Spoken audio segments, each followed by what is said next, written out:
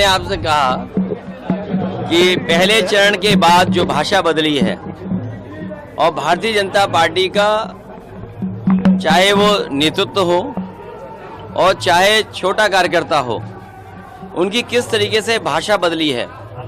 मुझे उम्मीद है कि जिस तरह की भाषा का इस्तेमाल हो रहा है, चुनाव आयोग उन पर सख्ती करेगा। चुनाव आयोग कोई न कोई कार्रवाई ऐसे लीडर्स पे करेगा जो चुनाव का ध्यान किसी और तरफ ले जाना चाहते हैं। इनके भाषणों पर हार का रुझान दिखाई दे रहा है। अगर हार न रहे होते तो ये भाषा होती। और जिन्हें 400 पार का नारा देना था, वो आज क्या कह रहे हैं? जिन्होंने 400 पार का नारा दिया, उनकी भाषा क्या है? तो इसका मतलब ये है कि कहीं ना कहीं भारतीय जनता पार्टी के अंदर घबराहट है। किसान, नौजवान, व्यापारी और आम जनता इनके खिलाफ मत।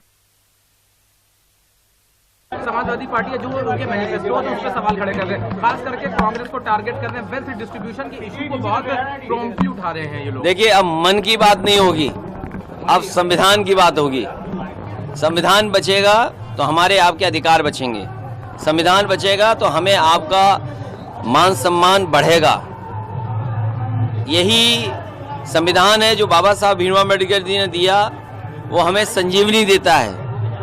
ये भारतीय जनता पार्टी के लोग संविधान को खत्म करना चाहते हैं, संविधान को बदलना चाहते हैं। जो लोग संविधान बदलना चाहते हैं उन्हें जनता इस बार बदल देगी। सर, परसों पहले चरण का दूसरे चरण का चुनाव है, 8 लोकसभाओं में ये चुनाव हो रहा है। किस तरह से देखते हैं, क्योंकि पहले चरण जैसा ही चुनाव दूसरे चरण का होगा।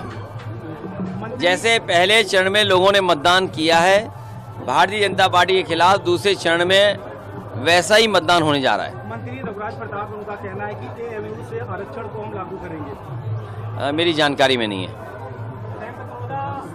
सैम पित्रोदा का बयान आज इकोनॉमी को लेके बहुत ज़्यादा चर्चा का विषय बना हुआ है। कांग्रेस के वेल्थ डिस्ट्रीब्यूशन के इशू पे उन्होंने बोला है। आपका भी इकोनॉमी में काफ़ी इंटरेस्ट है, तो आप इनके बयान को कैसे देखते हैं? सच्चाई तो यह है कि अर्थव्यवस्था का पूरा सत्यानाश अगर किसी ने किया तो भारतीय जनता पार्टी ने।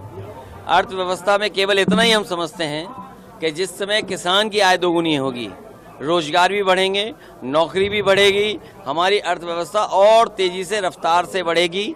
और जो सपना दिखाया था मेक इन इंडिया का, उससे मेक इन इंडिया नहीं हुआ। कुछ लोगों को लाभ पहुंचाने के लिए किसी और दिशा में हमारी अर्थव्यवस्था को ले गए। जब तक यहाँ कारखाने, उद्योग नहीं लगेंगे और किसान खुशहाल नहीं होगा, तब तक हमारी अर्थव्यवस्था मजबूत नहीं हो सकती।